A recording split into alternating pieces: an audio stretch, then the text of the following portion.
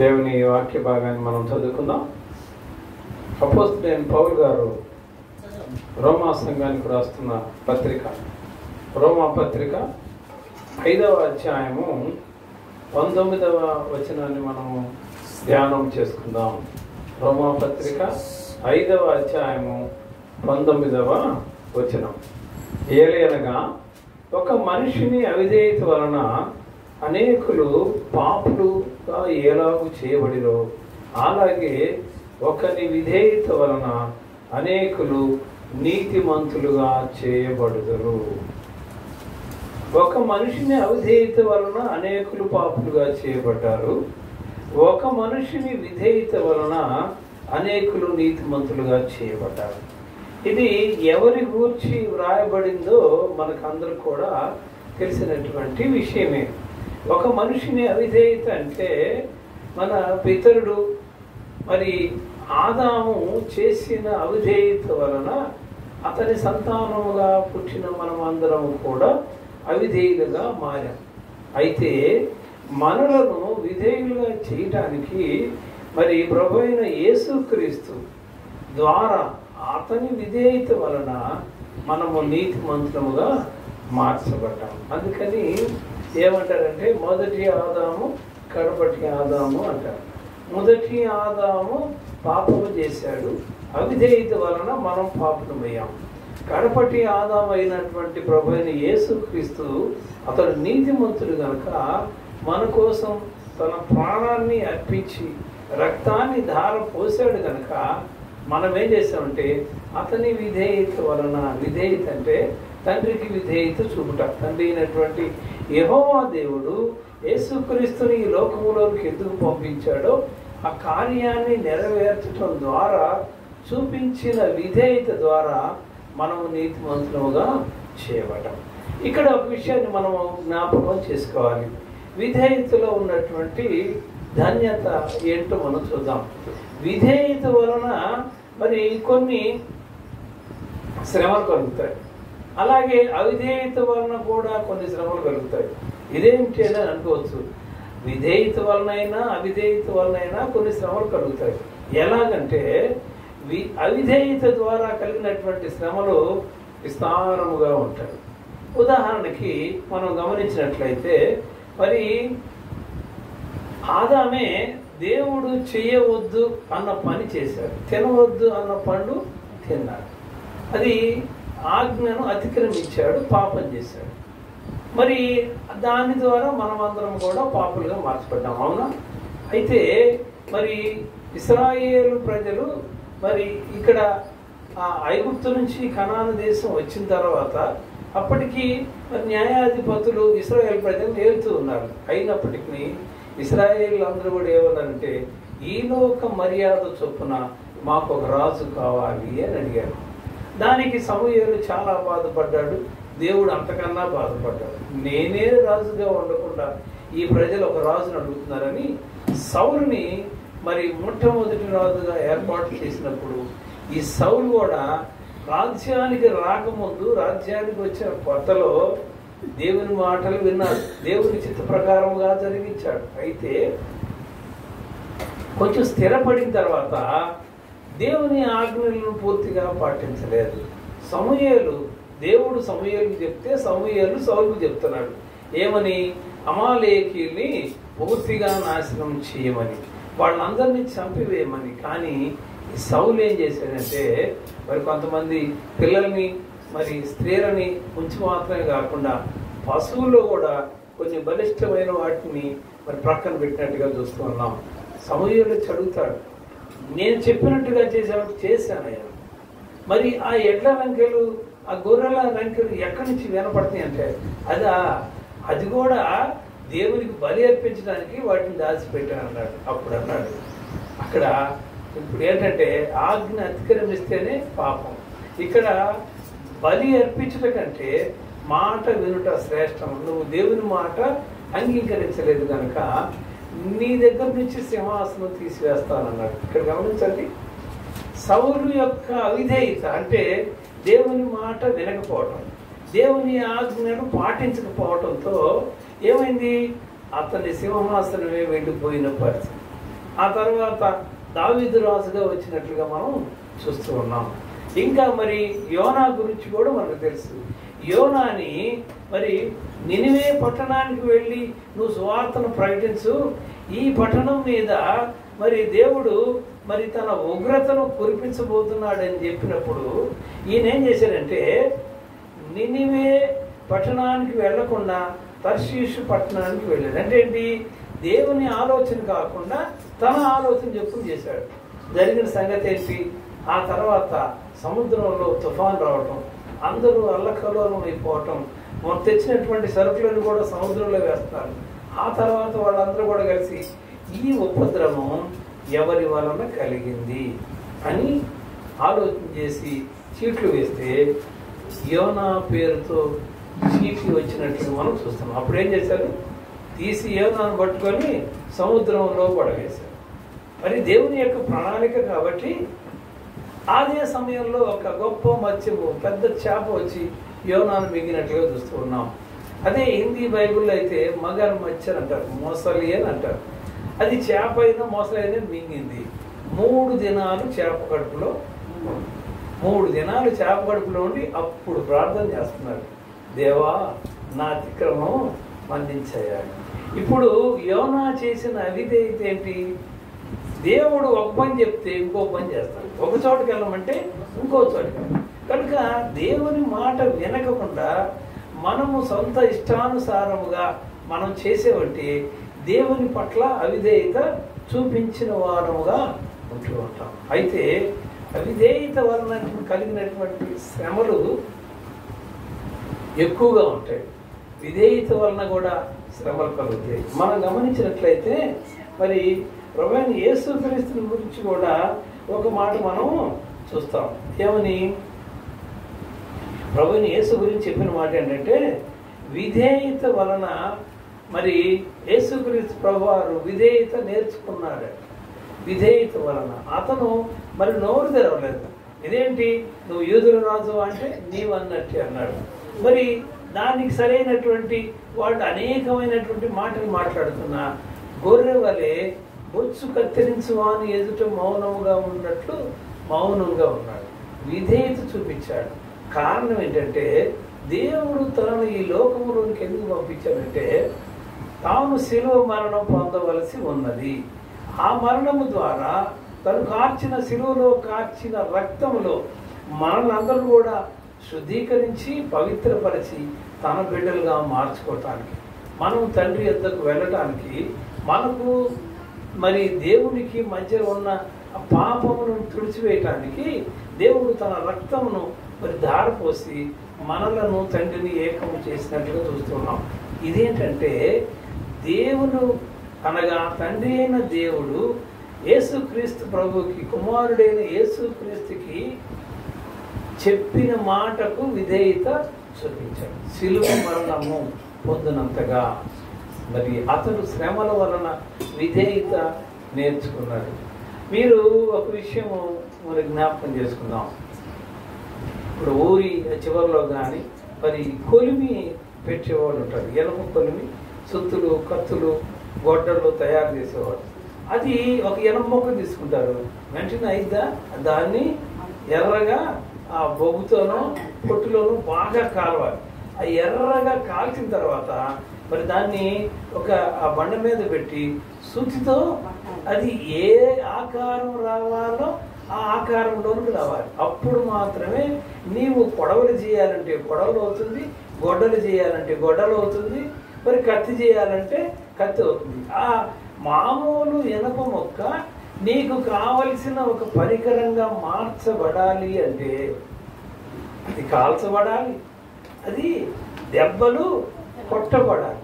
బంగారం కూడా మీకందరూ కూడా మరి ఆడవాళ్ళకి బంగారం వేసుకుంటారు, దాన్ని ఎట్ట బాగు చేస్తారో కూడా తెలుసు.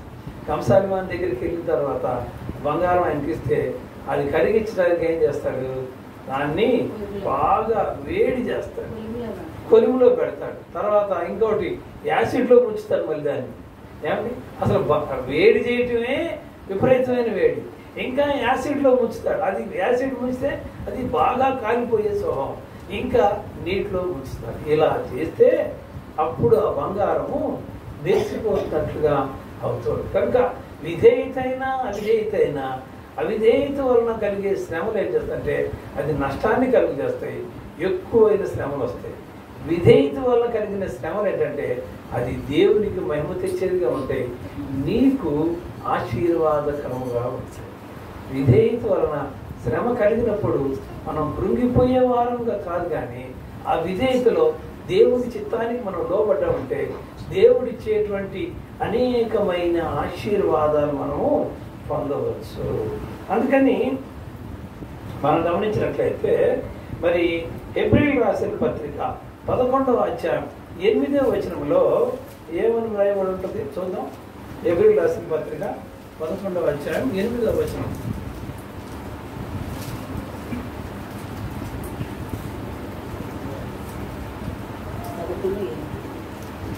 అబ్రహాము పిలువబడినప్పుడు విశ్వాసమును బట్టి ఆ పిలుపునకు లోబడి తాను స్వాస్థ్యముగా పొందనయ్యున్న ప్రదేశమునకు బయలువెళ్ళాను, మరియు ఎక్కడికి వెళ్ళవలనో అది ఎరుగక బయలువెళ్ళాను.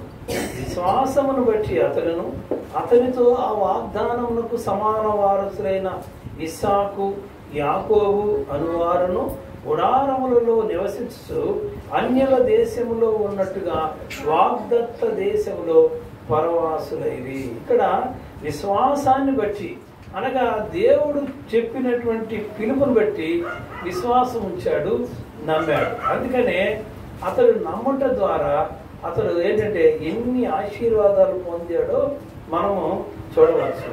ఇక్కడ విశ్వాసము ద్వారా అబ్రహాము తర్వాత అతని కుమారుడైన ఇస్సాకు తర్వాత అతని కుమారుడైన యాకోబు.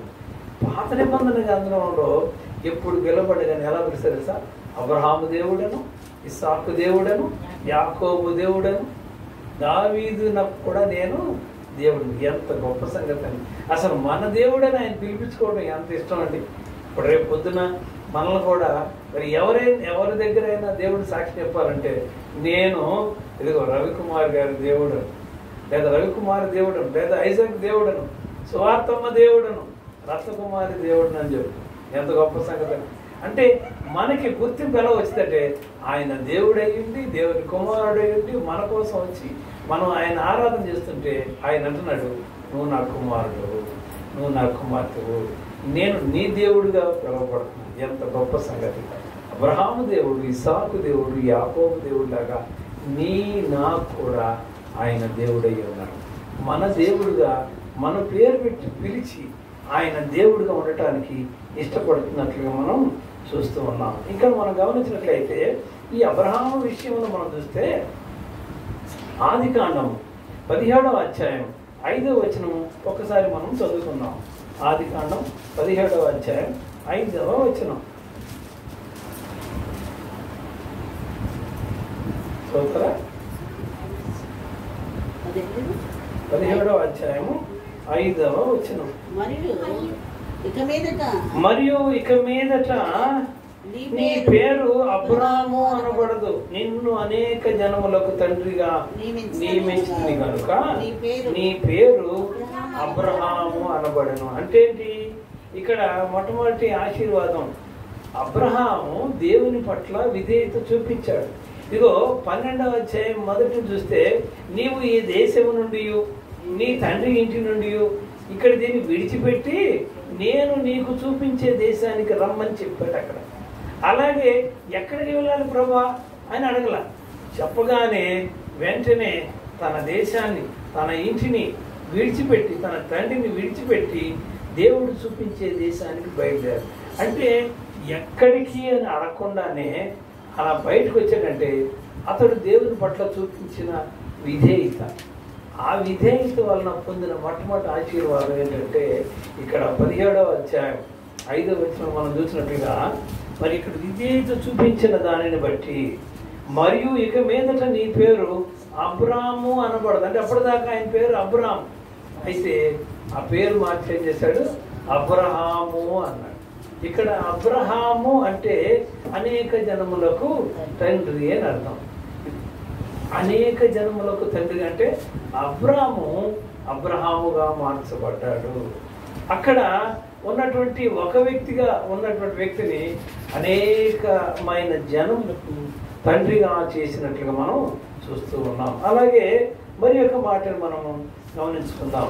22వ అధ్యాయం 14వ వచనంలో అక్కడ నీకు ఒక్కడై ఉన్న కుమారుని నీవు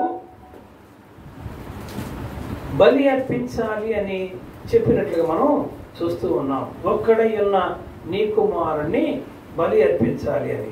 ఆ బలి అర్పించేటప్పుడు ఏం చేశారంటే మరి పనివాళ్ళని వెంట పెట్టుకొని మరి ఆ ఇస్సాకుని వెంట పెట్టుకొని బలి కావలసినటువంటి ద్రవ్యాలన్నీ వెంట పెట్టుకొని గాడిదల మీద ఎక్కించుకొని పర్వతం దాకా వచ్చాడు. ఆ పర్వతం దాకా వచ్చిన తర్వాత మీరు ఇక్కడ ఉండండి, నేను ఇస్సాకు పైకి వెళ్ళి మరి బలి అర్పించి మరలా తిరిగి వస్తామంట. అంత మాత్రమే కాదు, తర్వాత ఆ కట్టెలు మరి ఇస్సాకు తల మీద పెట్టి మరి అబ్రహాము ఆ ద్రవ్యాలన్నీ తీసుకొని మరి పర్వతం మీదకి వెళ్ళేటప్పుడు ఇస్సాకు అడుగుతాడు, తండ్రి కట్టెలు ఉన్నాయి, బలి ద్రవ్యాలు ఉన్నాయి, బలి పశువు ఎక్కడా? అప్పుడు ఆయన అన్నమాట, యెహోవా ఈరే, దేవుడే చూచుకున్నాను. ఆదికాండం 22వ అధ్యాయం 14వ వచనంలో ఈ మాటను మనం అక్కడ చూస్తాం. ఆదికాండం 22వ అధ్యాయం 14వ వచనం. అబ్రహాము ఆ చోటికి యెహోవా ఈరే అని పేరు పెట్టాను. అంటే కింద ఫుట్నోట్లో చూస్తే యెహోవా చూచుకొనును. యెహోవా ఈరే అంటే యెహోవా చూచుకొనును. అక్కడ దేవుడు ఎలా చూశాడో గనక మనం అక్కడ ఆ తర్వాత మనం గమనించినట్లయితే 22వ అధ్యాయం 14 తర్వాత, అందుచేత యెహోవా పర్వతం మీద చూచుకోనని నేటి వరకు చెప్పబడును. యెహోవా దూత 2వ మారు పరలోకము నుండి అబ్రహామును పిలిచి ఇట్లా, నేను నీకు ఒక్కడై ఉన్న నీ కుమారుని ఇయ్య వెనుతీయక ఈ కార్యము చేసినందున నేను నిన్ను ఆశీర్వదించి ఆకాశ నక్షత్రముల వలె సముద్ర తీరమందలి ఇసుక వలె నీ సంతానమును నిశ్చయముగా విస్తరింప చేసేదను. నీ సంతతి వారు తమ శత్రువుల గవిని స్వాధీనపరచుకుందురు. ఇక్కడ రెండవ ఆశీర్వాదం అంటే ఏంటంటే, దేవుడు చూపించింది యెహోవా చూచుకొను. బలి పశువుని దేవుడే చూసుకున్నాడు. ఆ తర్వాత కలిగిన ఆశీర్వాదం ఏంటంటే, నీవు శత్రువుల గవిని స్వాధీనం చేసుకుంటావు, నీ సంతానము విస్తరించబడుతుంది. మొట్టమొదటిది అనేక జన్మలకు తండ్రిగా ఉన్నాడు. రెండవది యెహోవా ఈరే, దేవుడే చూసుకున్నాడని అబ్రహాము చేసే ప్రతి కార్యమును కూడా దేవుడే చూసుకుంటూ వచ్చాడు. బలి పశువుని తీసుకెళ్ళలేదు, కానీ బలి పశువుని అక్కడ కొమ్ముల్లో చిక్కు ఉన్న ఒక పొట్టేలును తీసుకొని దాన్ని బలి అర్పించినట్లుగా మనం చూస్తాం. మూడవ విషయం కనుక మనం గమనించినట్లయితే, ఆ అబ్రహామును గురించి ఏం చేశారంటే, సొదొమ గొమొర్రా పట్టణంలో ఇదిగో అగ్ని గంధకముల చేత నేను దీన్ని పాడు చేయబోతున్నాను, నేను చేసే కార్యము నా స్నేహితుడైన అబ్రహాముకి నేను తెలియజెప్పకుండా ఉంటానా అంటాడు. ఆ తర్వాత మనకందరూ కూడా తెలిసినటువంటి విషయమే, 50 మంది మరి నీతిమంతులు ఉంటే మరి 45 మంది ఉంది, 40 మంది, 35, 30, చివరికి 10 మంది నీతిమంతులు ఉన్నా ఆ పట్టణాన్ని నాశనం చేయలేదన్నాడు. ఇక్కడ గమనించండి, దేవుడు సొదొమ గొమొర్రా పట్టణముల వారు చేసినటువంటి పాపమును బట్టి ఆ పట్టణమును నాశనం చేయాలి అని అనుకున్నాడు. అయితే దేవుడు ఆ సంగతి అతను చేయొచ్చు కదా. అబ్రహాంకి ఎందుకు చెప్పాడంటే అబ్రహామును ఉద్దేశించి ఏమనంటే, నేను చేయబోయే కార్యము నా స్నేహితుడైన అబ్రహాముకు నేను దాచదనా అంటే, మనం ఏదన్నా పని చేయాలంటే దేవుడి దగ్గర పర్మిషన్ తీసుకోవాలి, దేవునితో మాట్లాడాలి. మరి దావీదు రాజైనా అయ్యా నేను ఫలానా రాజ్యం మీదకి యుద్ధానికి వెళ్ళవచ్చా అంటే వెళ్ళు అని చెప్పినప్పుడు వెళ్ళేవాడు. కానీ ఇక్కడ దేవుడే తాను చేయబోయే కార్యాన్ని అబ్రహాముకు ఏమని చెప్తాడు, నా స్నేహితుడైన అబ్రహామునకు నేను దాచిపెట్టేదనా అని అంటే, అబ్రహాం ఏమని పిలిచాడు, స్నేహితుడు అని పిలిచాడు. ఎంత గొప్ప సంగతి అని. స్నేహితుడిగా అబ్రహాము పిలువబడ్డాడు. అలాగే మరి 4వ విషయం చూస్తే రోమాపత్రిక 4వ అధ్యాయం 14వ వచనం. రోమాపత్రిక 4వ అధ్యాయము 14వ వచనం కనుక మనం చూస్తే అక్కడ ఒక చక్కని మాట ఒకటి మనం చూస్తాం. చూడండి, రోమాపత్రిక 4వ అధ్యాయం 14వ వచనం. ధర్మశాస్త్ర సంబంధులు వారసులైన ఎడల విశ్వాసము వ్యర్థమగును, వాగ్దానములకు నిరర్ధకమగును. ఏలయనగా ధర్మశాస్త్రము ఉగ్రతను పుట్టించును, ధర్మశాస్త్రము లేని ఎడల అతిక్రమమును లేదు. ఇక్కడ 16వ వచనాన్ని మనం చూద్దాం. ఈ హేతువు చేత ఆ వాగ్దానము యావత్ సంతతికి అనగా ధర్మశాస్త్రము గలవారికి మాత్రము కాక అబ్రహాముకున్నట్టి విశ్వాసము గలవారికి దృఢము కావాలనని కృపను అనుసరించినదై ఉండినట్లు అది విశ్వాసం మూలమైనదైనను. తాను విశ్వసించిన దేవుని ఎదుట అనగా మృతులను సజీవులుగా చేయువాడును, లేని వాటిని ఉన్నట్టుగా పిలుచువాడునైన దేవుని ఎదుట అతడు మనకందరికీ తండ్రి అయి ఉన్నాడు. అంటే విశ్వాసం ఉంచటానికి విశ్వాసులందరికీ తండ్రిగా ఉన్నాడు. అక్కడ అదే కింద మనం వచ్చి చూస్తే 17వ అధ్యాయం 2వ భాగంలో ఇందును గురించి నిన్ను అనేక జనములకు తండ్రినిగా నియమించి తిని అని వ్రాయబడి ఉన్నది కదా. ఇక్కడ మనం ఇందాక మనం చూసినప్పుడు ఆదికాండం 17వ అధ్యాయం 5వ వచనంలో నిన్ను అనేక జనములకు తండ్రిగా చేస్తానని చెప్పాడు. ఇక్కడ రోమాపత్రిక మరి 4వ అధ్యాయంలో చూస్తే విశ్వాసులకు తండ్రిగా చేశాడు. మొట్టమొదటి ఆశీర్వాదం అబ్రహాము దేవుని పట్ల చూపించిన విధేయతను బట్టి అతనికి కలిగిన మొట్టమొదటి ఆశీర్వాదం ఏంటంటే అనేక జనములకు తండ్రిగా ఉన్నాడు. రెండవది యెహోవా ఈరే అంటే తాను చేస్తున్నటువంటి ప్రతి పనిలో దేవుడే చూసుకోనని ధైర్యంగా చెప్పగలిగాడు. మూడవది ఏంటంటే అబ్రహామును తన స్నేహితుడిగా పిలిచినట్లుగా మనం చూస్తూ ఉన్నాం. నాలుగవది ఏంటంటే విశ్వాసులకు తండ్రిగా ఉన్నాడు. ఇంకా ఐదవది కూడా చూద్దాం మనం. ఐదవది ఏంటంటే లూకాసు వార్త 16వ అధ్యాయంలో మనం చదివినట్లయితే అక్కడ ధనవంతుడు మరి పేద లాజరు కథ మనకందరూ కూడా తెలిసినటువంటి విషయమే. ధనవంతుడు పేద లాజరు. ధనవంతుడు ఈ భూలోకంలో ఉన్నప్పుడు మరి సకల ఐశ్వర్యంతో మరి తొలతూగాడు, తనకు కావలసిన రీతిగా జీవించాడు. అదే పేద లాజరు అయితే మరి ఆ ధనవంతుడు తినిగా మిగిలినటువంటి మొక్కలతో తన జీవనాన్ని సాగించాడు, తన కడుపు నింపుకున్నాడు. అయితే ఒకానొక దినం ఇద్దరు చనిపోయారు. అయితే ఇద్దరు చనిపోతే లాజరు చనిపోయినప్పుడు దేవదూతలు వచ్చి లాజరును తీసుకొని అబ్రహాము రొమ్మున ఆనుకొని ఉండేను అన్నా. ఈ ధనవంతుడు ఎక్కడికి వెళ్ళాడు? నరకములోకి వెళ్ళాడు. ఈ నరకములో అగ్నిగంధకములో కాలుచు ఉన్నటువంటి ఈ ధనవంతుడు అబ్రహాము రొమ్మును ఆనుకొని ఉన్న బీద లాజరును చూసి, తండ్రి ఆయన ఇక్కడ వేదన పడుతున్నాను, యాతన పడుతున్నాను, ఒక చుక్క నీటి బొట్టు మరి ఆ బీద లాజరు ద్వారా వేయించు తండ్రి అని పిలిచాడు. అంటే ఏంటి? ఇక్కడ బీద లాజరు ఎక్కడున్నాడు? అబ్రహాము రొమ్మును ఆనుకొని ఉన్నాడు. అంటే దాన్ని ఏమంటారంటే బోసం అంటారు. అంటే ఈ భాగం ఇప్పుడు ఎవరైనా కానీ మరి ఆదరించాలన్నా ఓదార్చాలన్నా మరి ఏం చేస్తారంటే అలా యాక్ట్ చేస్తున్నప్పుడు గుండెల మీద పడు లేకపోతే ఈ భుజం మీద తలవాల్చి ధైర్యం పొందుతారు. అలాగే ఈ బీద లాజరు అబ్రహాము రొమ్మును ఆనుకుంటుంటే అది అబ్రహాము భోజం అని పరలోకంలో పరదేశంలో ఉన్న ఒక పేరు పెట్టారు. అంటే ఇప్పుడు మనం అనుకోండి, మనకి రాజకీయ నాయకులు ఏదన్నా ఉన్నారనుకోండి, ఒక లైన్కి ఫలానా ఆయన పేరు అని పెడతారు. కొంతమంది రాజకీయ నాయకుల పేరు పెడతారు, కొన్ని పేటలకి రాజకీయ నాయకుల పేరు పెడతారు. ఇక్కడ దేవుడు ఏం చేస్తే తెలుసా? పరదేశ్ అనేటువంటి స్థలానికి అబ్రహాం పేరు, అబ్రహాము రొమ్ము అని పేరు పెట్టినట్టు మనం చూస్తున్నాం. కనుక అబ్రహాము దేవుని పట్ల చూపించిన విధేయతను బట్టి అతనికి ఈ రీతిగా ఆశీర్వాదాలు అనేక జన్మలకు తండ్రిగా యెహోవా చూసుకులని ధైర్యంగా చెప్పినట్లుగా ప్రతి కార్యం దేవుడే చూసుకున్నాడు. మూడవదిగా స్నేహితుడిగా పిలువబడ్డాడు. నాలుగవది విశ్వాసులకు తండ్రిగా ఉన్నాడు.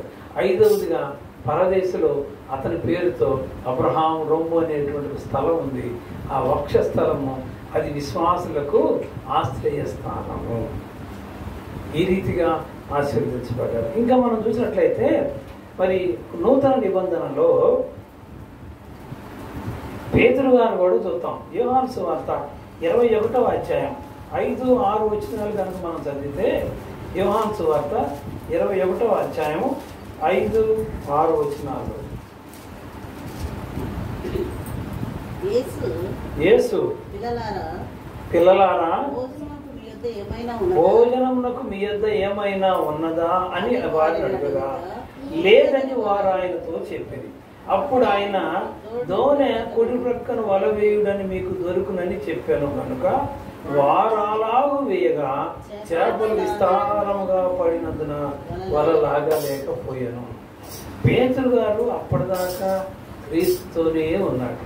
అయితే యేసు ఎవరో ఎరుగునని పేతురు సిలువ వేసేటువంటి సమయంలో 3 సార్లు అబద్ధం ఆడతాడు. ఆ తర్వాత కూడా దేవుడు వాళ్ళకు ప్రత్యక్షం అవుతాడు.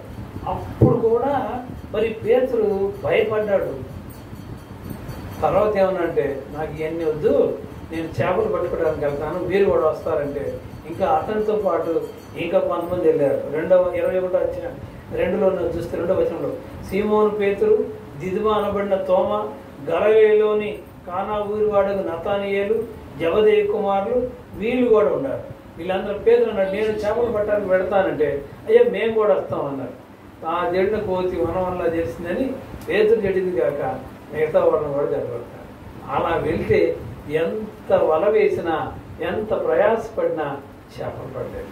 కానీ దేవుడు పేతురు పట్ల ప్రత్యేకమైన ఉద్దేశం కలిగిపోయాడు కాబట్టి వెళ్ళి భోజనములకు మీ యొద్ద ఏమైనా చేపలు ఉన్నాయంటే లేవన్నారు. అయితే కొంచెం ముందుకు నడిపించి కుడి వైపున వల వేయండి అన్నారు. వాళ్ళు యేసు ప్రభు మాట విని కుడి వైపున వల వేయగా విస్తారముగా చేపలు పడ్డాయి. లాగలేకపోతున్నారు వీళ్ళు. పక్క బోట్లో పక్క పడవలో వాళ్ళని కూడా పిలిచి అందరూ కలిసి మరి లాగినట్టు చూస్తున్నాం. ఇక్కడ గమనించండి, ఎప్పుడైతే పేతురు దేవుని మాటకు విధేయత చూపించాడో, అనగా కొద్దిగా లోపలికి నడిపించి కుడివైపున వల వేయి అన్నాడు, వెంటనే విస్తారమైన చేపలు పడ్డాయి. అంతకుముందు ఏమైనా పడ్డాయా?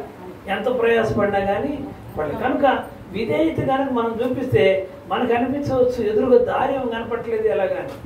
నీవు దేవుని మాటకు విధేయత చూపిస్తే ద్వారాలన్నీ తెరుచుకుంటాయి. దేవుడే సహాయం చేస్తాడు. మరి అబ్రహాము తాను బయలుదేరేటప్పుడు ఎక్కడికి వెళ్ళాలో తెలియనటువంటి వ్యక్తిని తీసుకొచ్చి ఎంతగా ఆశీర్వదించాడు. అనేక జనములకు తండ్రిగా, విశ్వాసులకు తండ్రిగా, దేవునికి స్నేహితుడిగా ఎంత పిలువబడ్డాడు. పేతురు కూడా మరి ఏదంటే కాడి కిందకు రాకుండా బయటికి వెళ్ళిపోయే ఎద్దులాగా ఉంటుంది కదా, కొన్ని మాట వినకుండా ఉండేటువంటి అటువంటి వారిని కూడా దేవుడు తన మార్గంలో తీసుకోవడానికి మరలా పేతురికి రెండవసారి ప్రత్యక్షమై ఇదిగో కుడివైపున వరవేయమన్నాడు. ఆ తర్వాత విస్తారమైన చేపలు పడ్డ తర్వాత అప్పుడు పేతురు తెలుసుకున్నాడు, అయ్యా ఈయన యేసు క్రీస్తు. మొట్టమొదట పిలిచాడు శిష్యులుగా ఉండేటప్పుడు ఏమని, మిమ్మల్ని మనుషులను బట్టే జాలరులుగా చేస్తానని. వీళ్ళు రాలా. మళ్ళీ ఇప్పుడు చేపలు పట్టడానికి పోతే మళ్ళీ బలవంతాన్ని పిలిచి మనుషులను బట్టే జాలరులుగా చేస్తానని. చివరికి పేతురు మాట్లాడితే 3000 మంది బాప్తీసం పొందారంటే పెంతెకోస్తు పండుగ రోజు. గమనించండి, పేతురికి దేవుడు ఎంత శక్తి సామర్థ్యాలు ఇచ్చాడు. మరి ఆ సంఘంలో క్రీస్తు కొరకు నిలవబెట్టాడు. అంత మాత్రమే కాదు, క్రీస్తు కొరకు హతసాక్షి అయ్యి వాళ్ళందరూ అప్పటి కాలంలో మరి సిలువ వేయటమే మరణ శిక్ష. అయితే అన్నాడు, అయ్యా సిలువ వేయటం అనేది అది యేసు క్రీస్తుకు మాత్రమే తెలియదు. నన్ను కావాలంటే తలకిందులుగా సిలువ వేయాలి.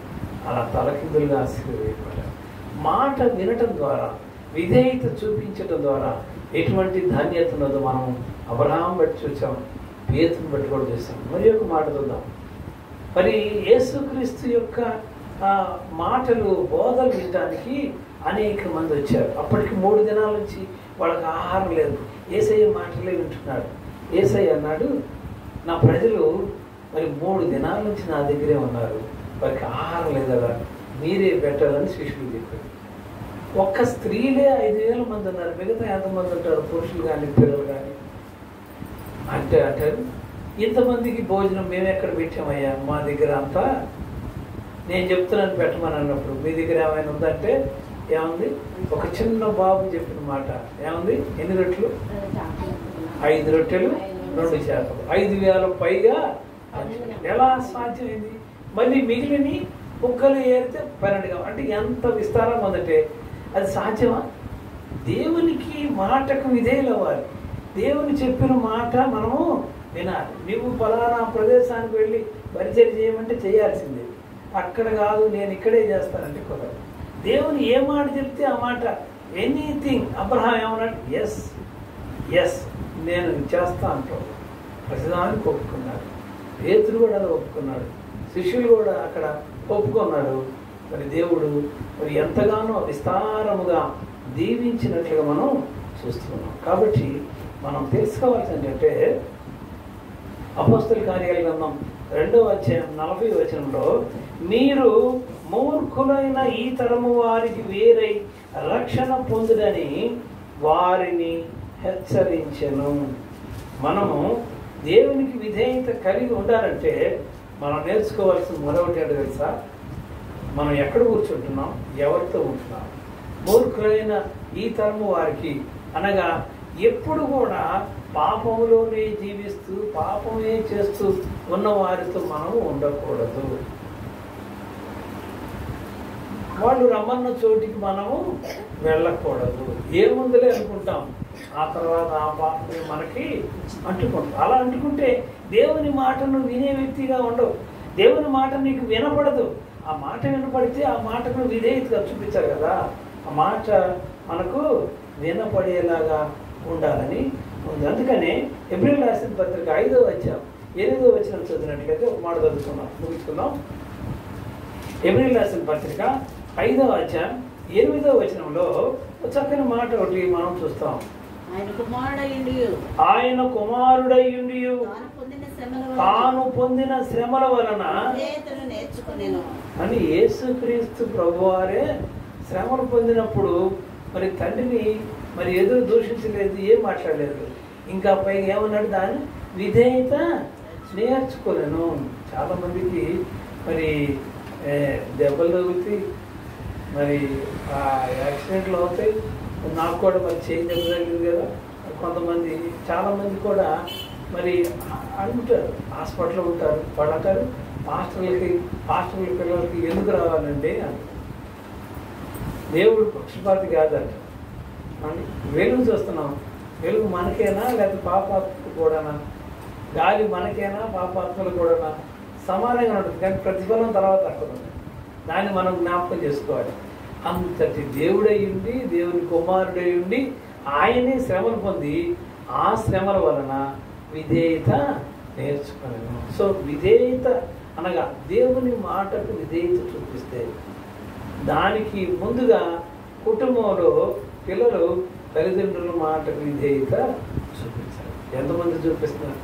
నా మంచి కోసమే చెప్తున్నారు అనుకుంటున్నారా? లేదు. తండ్రి కనుక ఏదైనా కొంచెం గడివాడు అనుకో, ఆ తండ్రి మీద కోపం తెచ్చుకుంటాడు. తల్లి కనుక ఇదిగో నువ్వు మొబైల్ చూడొద్దు అని అనుకో, ఇంకా తల్లి మీద కోపం, ఇంకా కోపంగానే ఉంటాడు. ఎందుకండి? నీ తల్లిదండ్రులను నువ్వు చూడలేనప్పుడు చాలామంది పెద్దవాళ్ళు కూడా తమ తల్లిదండ్రులు చూడకుండా ఈనాడు చాలామంది రైల్వే స్టేషన్లో బస్ స్టాండ్లో విడిచిపెట్టి వెళ్ళేటువంటి సందర్భాలు ఎంత భయంకరమైన విషయం. నిజంగా నేను ఇంతకుముందు మరి ఒకసారి చదివాను, ఒక తల్లికి పెన్షన్ రావట్లేదు. పెన్షన్ రాకపోతే ఆమె తన భర్త చనిపోయేటప్పుడు ఆమె పేరు మీద 5 లక్షలు డిపాజిట్ చేశారంట. ఈ పెన్షన్ రాలేదు, ఇప్పుడు నేను ఎట్ట తినాలి, నా కుమారులేమో నన్ను పట్టించుకోవట్లేదు, ఒకడే కుమారుడు పట్టించుకోవట్లేదు అని చెప్పేసి ఆమె ఆ పుస్తకాలన్నీ ఎతికితే ఒక బ్యాంక్ పుస్తకం దొరికింది. అప్పుడు ఆ బ్యాంక్ పుస్తకం తీసుకొని ఆ బ్యాంక్ దగ్గరికి వెళ్ళి, అయ్యా మా ఆయన చచ్చిపోకముందు నా పేరుతో ఒక 5 లక్షలు డబ్బులు ఇందులో వేసాడయ్యా, నాకు ఇప్పుడు గడవడం కష్టంగా ఉంది, నాకు కొంత డబ్బులు ఇప్పించాలని చెప్పేసి ఆ బ్యాంక్ మేనేజర్కి పుస్తకం చూపిస్తే ఆయన పుస్తకం చూసి కంప్యూటర్ చూసి చెప్పింది ఏంటంటే, అమ్మా ఇందులో డబ్బులు ఉన్నమాట వాస్తవం ఇదివరకు, కానీ ఈ డబ్బులు నీ కుమారుడు తీసుకుని వెళ్ళాడు. అటు తీసుకెళ్తాడండి, నా పేరుతో కదా ఉందని అడిగిందా. అమ్మ నువ్వు చచ్చిపోయావు అని చెప్పి డెత్ సర్టిఫికేట్ తీసుకొని వచ్చి నామినీ నేనే కాబట్టి డబ్బులు తీసుకెళ్ళాడు. చూడండి, తల్లిని చూడకపోగా తల్లి పేరుతో ఉన్న డబ్బులు కూడా చచ్చిపోయిందని చెప్పేసి డెత్ సర్టిఫికేట్ తీసుకొని వచ్చి డబ్బులు తీసుకున్నారంటే, నీ తల్లిదండ్రులకి నువ్వు విధేయత చూపిస్తే దేవునికి నువ్వు విధేయత చూపించగలవా? ఇటువంటి అందుకని తల్లిదండ్రులు చూడని వారిని లోయ కాకులు పీకుతాయి అని చెప్తున్నారు. కానీ ఎంతమంది తమ తల్లిదండ్రుల పట్ల విధేయత చూపిస్తూ ఉన్నారండి. ఒక ఆయన ఆధ్యాత్మిక ప్రసంగాలు చేసేటువంటి వ్యక్తి ఒక ఆయన చెప్పాడు, గరికపాటి నరసింహారావు ఏదో పేరు. ఆయన అన్నాడు, చిన్న పిల్లలు అంటే 10 సంవత్సరాల లోపు పిల్లలు, 80 ఏళ్ళు దాటిన వృద్ధులు పిల్లలతో ఒకే రకమైన మనస్తత్వం ఉంటుందంట. అంటే పసిపిల్లలు ఏంటి, ఏమీ తెలియదు, ఏదన్నా కానీ త్వరగా కోపడతారు, కోపం త్వరగా మర్చిపోతారు. 80 సంవత్సరాల వయసు వచ్చిన తల్లిదండ్రులు కూడా పసిపిల్లలతో కూడా సమానం. వాళ్ళకి పెడితే తింటారు, లేదంటే ఏడుస్తారు. కనుక నీ తల్లిదండ్రుల్ని నువ్వు చూడనప్పుడు దేవుని మాటకు నువ్వు ఎంత మాత్రం విధేయత చూపిస్తున్నావు. చాలామంది ప్రార్థనకు వచ్చేటువంటి వాళ్ళు తమను తాము పరిశీలన చేసుకోవాలి. ఎంతమంది తమ తల్లిదండ్రులుగా తమ అత్తమామలు చూస్తున్నారండి? ఎంతమంది బిడ్డలు తమ తల్లిదండ్రులను చూస్తున్నారు? మామూలుగానే కుటుంబం అంతా చాలా భక్తి కలిగిన కుటుంబంగా ప్రార్థన పెడతాం కాబట్టి నీ భక్తి అనేది మొట్టమొదటి నీ ఇంట్లో ఉందో లేదో ఒకసారి మనం జ్ఞాపకం చేసుకోవాలి. మనం అందరం కూడా ఆలోచించాల్సిన విషయం అండి. దేవునికి విధేయత చూపించడం అంటే దేవుడు చెప్పిన మాటకు లోబడి ఉండటం. అబ్రాహాము లోబడి ఉన్నాడు, అనేకమైన ఆశీర్వాదాలు పొందాడు. పేతురును కూడా గమనించాం మనం. అలాగే శిష్యులు కూడా ఎలాగో లోబడి ఉన్నారో మనం చూసాం. ప్రభువైన యేసుక్రీస్తే శ్రమలు కలిగినప్పుడు దేవునికి విధేయత చూపించిన వాడయ్యాడు. దేవుని చిత్త ప్రకారంగా సిలువలో తనను తాను బలి అర్పించుకున్నట్లుగా చూస్తున్నాం. నీవు నేను కూడా దేవుని మాటకు విధేయులవుతాం. మరి చిన్నపిల్లమైనటువంటి మనం లేదా యవ్వనంలో ఉన్నటువంటి బిడ్డలు కూడా ముందుగా తమ తల్లిదండ్రులకు విధేయత చూపించాలి, దేవునికి విధేయత చూపించాలి. దేవుని మార్గంలో నువ్వు నడిచినట్లయితే, విధేయత చూపిస్తే దేవుడు అనుగ్రహించే ఆశీర్వాదాలు నీవు పొందుకోగలవు. దేవుడి వాక్య భాగమును దీవించుగాక. ఆమేన్. చిన్నమాట ప్రార్థన చేసుకుందాం. మహాపరిశుద్ధుడ, మహోన్నతుడ, జీవం కలిగిన మా ప్రియ పరలోకపు తండ్రి, మీకే వందనాలు, స్తోత్రాలు చెల్లిస్తూ ఉన్నాం. ఎదుగో ప్రభా, ఈ వాక్యం ద్వారా మీరు మాతో మాట్లాడారు. విధేయతలో ఉన్నటువంటి ధన్యత మీరు మాకు తెలియజేశారు. ఆయన విధేయత కలిగి ఉన్నప్పుడు కూడా శ్రమ